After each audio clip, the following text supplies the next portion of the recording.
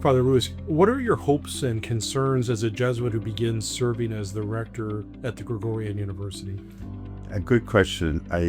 I've been thinking about it since I was named. I think there's a great deal of joy, a great deal of honor to take a position like this. The Gregorian is a very important university for the Society of Jesus. It's very international. It touches the whole world. And so I think my goals for this time as rector is to help maintain what's been working really well, and then to confront the things that need to grow.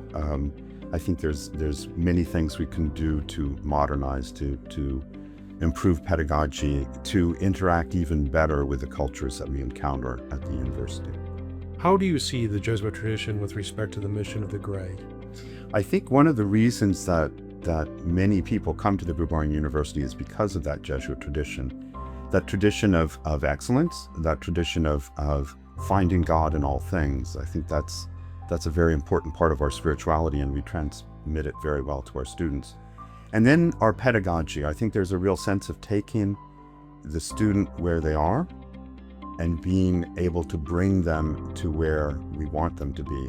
One of the interesting characteristics, I think, of Jesuit vocations is to look for people who are open to growth. And I think the same is true with our students.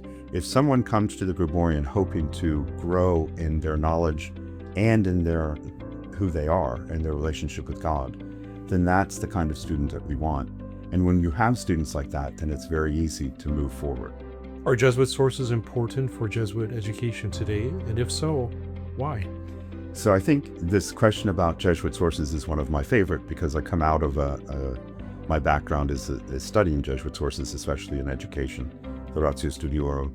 But I think, and as vice rector, academic vice rector, every year I would start out with a quote from the Ratio, because I think it's really important to bring both the teachers and the students back to the purpose, the original founding mission of the Roman college that became the Gregorian University, but also then to put it in the context of today. And I think there's an awful lot in our Jesuit sources that speaks to today. The whole notion of enculturation, the whole notion of being available to the whole world, of being fundamentally an international in outlook. I think all of those things were fundamental to the early society, and I think they continue to be so today. When we think about that global network of Jesuit schools today, how might they look to the Greg for inspiration? When you think about such a foundational institution, what's your hope that the Gregorian might represent for the worldwide network? I think I'll be a little bit more humble here and say that I don't think it's any one university that's prima inter pares. I think that's been a tendency of the Roman college through its history. But I think that what's really important for the global network of Jesuit schools are those principles. And so I think it's really important for the Gregorian University to maintain those principles, to enunciate them very clearly. And in that way, to be a model, maybe not, but to acculturate them in the specific cases that we find ourselves in the center of the universal church, welcoming people from all over the world, being a school for the nations. Those are things that are fundamental characteristics of the Gregorian University, and that we have to express those Jesuit principles in that way.